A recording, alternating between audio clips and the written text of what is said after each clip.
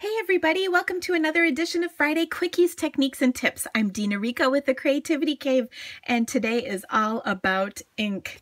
I am super excited to share some information about ink because it can be kind of confusing because we have all these different types. So let's get to it. First of all, I'm going to move these across. And our basic ink is our classic ink. I picked Pool Party because it's so pretty. And Stampin' Up! Ink is awesome because it's really versatile, it dries really quick, and it's great to use. You can watercolor with it, you can stamp with it, all kinds of things. So one of the tips that I want to share with you is using photopolymer stamps. So this is one of my favorite stamps. And I love how cute this is. It coordinates with the punch, which of course is great. But one of the things that can be tricky with this stamp is getting a good crisp image. And that can be an issue with photopolymer in general. So I'm inking up my stamp and I want to show you how well it stamps. So that looks pretty good. Okay, but you might notice there's little kind of speckly things all over this, and a lot of people get this problem and they probably don't know what it is. There's a couple of different things going on here. First of all, my guess is my stamp is dirty. It's been sitting out on my desk. I've been working with it today on and off, and so it's kind of gotten dirty, so let's clean it. I am just grabbing my cleaner. Here we go. It got away from me. So to clean my stamps, I just spritz on one of my cleaning pads and dry it off. Now photopolymer is sticky, which is great because it sticks to the block so good. But the problem with that is it also sticks to everything else. Another thing with photopolymer is if you compare it to, here is a rubber clear mounted stamp. Rubber has this foam underneath of it, and photopolymer does not. So to account for that, you can take one of our paper piercing mats. Ooh, there's the Stampin' Up! Logo. Nice. So this is just literally a hunk of foam, and it's good for use with your paper piercer or your poker. But it also does a great job of stamping nice crisp photopolymer images. Okay, now can you see the difference on this? There's not nearly as much of that speckling. It's crisper and cleaner looking. Let me show you another example of that because this is one I did earlier. This was with kind of a juicier ink pad, and you can see there's lots of little speckles in the white areas, and the edges aren't particularly clear on either of these images. So that was with no piercing mat. Then I stamped them again. This time I used the piercing mat. You can see there's way less of those speckles. I still have kind of a wet ink pad, and we're going to talk about that in a second, but it really looks so much crisper and cleaner when I use the piercing mat. And that's the only difference between these. Now, let me show you another thing. I took an ink pad and I had already inked it like a couple days ago, and then I literally re-inked it again today without pretty much using it in between. And you can see how juicy this is. If you have a brand new ink pad, they are often this juicy because Stampin' Up! Wants them to be really good and juicy when you get them. So they come kind of over inked. And the best thing to do when you have this kind of situation is to literally take your ink pad and stamp it all over the place with your stamp, okay? Just what you're doing is you're kind of evening out the ink when you do that, and then you get a much better stamping. Now, another tip I will give you, and this is on any kind of clear stamp, but it's particularly an issue with photopolymer because, again, it doesn't have that extra thickness, is when you stamp, you don't have to gush it into the pad if you have our firm foam pads. Those are the spongy foam types of pads. You just need to tap lightly and then stamp, okay? What happens is if you gush it and roll it in the ink, you get ink on the block, and then when you go to stamp it down, I'll just turn this over, if you rock too much, you catch that ink on there as well. So that can be frustrating as well, especially if it's like the last thing you stamped on a great card. Okay, so that's classic ink. Let me show you. Well, first of all, I have a pretty card to show you. I made this with my favorite stamp. Isn't it pretty? It's a great fall card. This is Delightful Dijon with some rich raspberry and a little blackberry bliss and some gold glimmer. Love it. Just a little glimmer peeking out. Love it, love it, love it.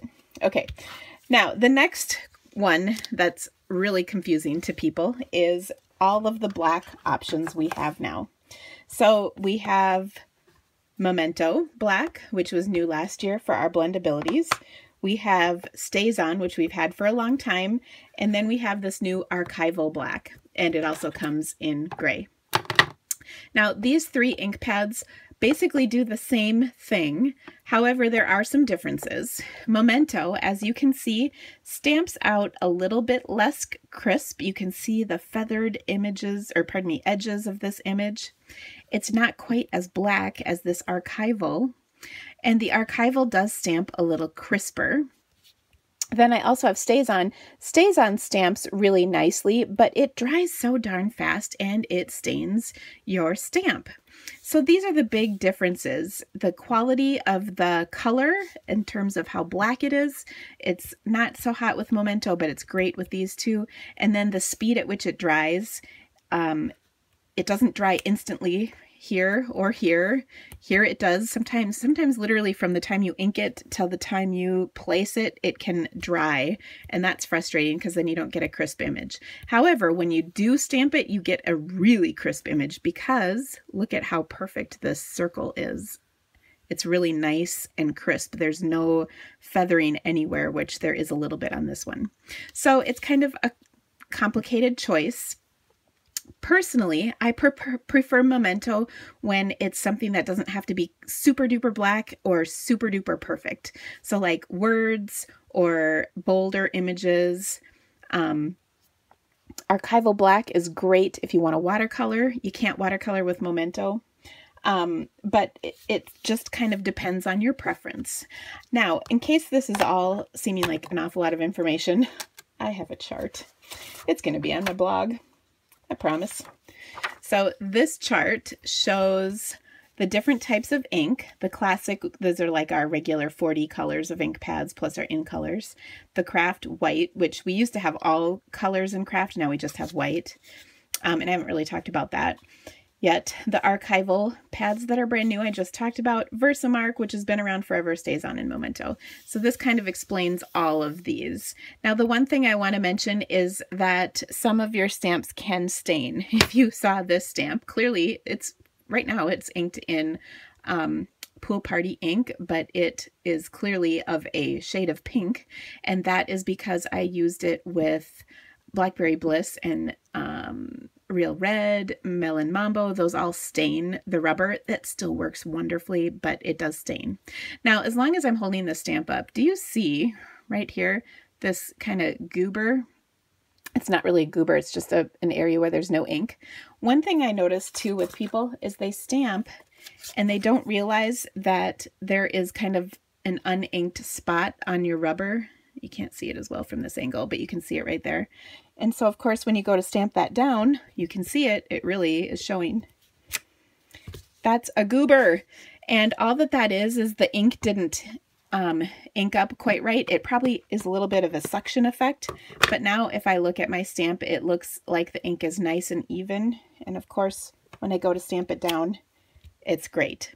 So keep an eye on your stamp before you actually stamp it down and you'll have better results. So you can miss that kind of problem happening. Now, last but not least, I have another chart, and both of these will be on my blog, showing kind of the pros and cons of all these different types of inks.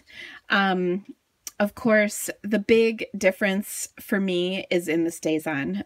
This kind of was our only choice for a long time because when our Stampin' Up! Black and gray pads, either they never really dried all the way or they smeared or they were purple in color. And I think some of you know what I mean by that if you've been around a while. Now the new formula is a nice true black, which is wonderful. And Stays On is not our only option for coloring anymore. It is good. It's great because it works wonderfully on just about every surface. And of course, I like to write that it smells delightful. Anybody who's used Stays On knows it smells wonderful. But it can dry so darn fast. It always is messy. You've got to re-ink it all the time, all those kinds of things. And Memento is great. It cleans wonderfully, but really it's perfect for blendabilities. And after that, it's okay. I mean, it works great. I use it all the time, but it doesn't give you that crisp, true black. And that's where this new archival is kind of giving you the best of both worlds between Stays On and Memento. Okay, so I think I've rambled on long enough about this. You can check this out on my blog later, but let me show you a couple more cards. You know, this example I was just showing you, I wasn't sure if I'd be able to recreate it during my video, so I have an example right here. I stamped this background and it has this big blotch in it. But then I have this beautiful card where there's no blotch. So there's that. And then I stamped 3 of these beautiful doves. I think this is called Peaceful Dove. It's from the holiday, Dove of Peace. I was close. It's from the holiday catalog. So let me show you that. I stamped it in Versamark. And then, of course, the big thing here is I can emboss it with silver embossing powder in this case. And then I colored it with, and this is on watercolor paper. They're all of these are exactly the same. Then this one is the Stays On. And you can see it's really nice and crisp. It looks great. It's true black. It watercolored wonderfully. And then this one is the archival black. And it's hard to see the difference between these two in my video here, but this one is a little crisper. You can kind of see it in the details. The lines are just a little crisper on this one, but they both look nice. And all I really wanted to show you here is that, you know, you can get really different looks depending on how you stamp and how you color. So that's really all that's about. But oh, isn't it so pretty? So anyway, I hope this video has been really helpful for you. I'll have all this information, all these pictures of all these cards on my blog, which is thecreativitycave.com. Please stop by, share my video with your friends, and check out the information on my blog. And as always, if you need to order, I'd be so thrilled to be your demonstrator and take excellent care of you. I love to send thank you cards in the mail. So make sure you check out my blog because all the supplies will be listed there as well. Thecreativitycave.com, and the link will be in the description of this video. Thanks, guys. Have an awesome weekend.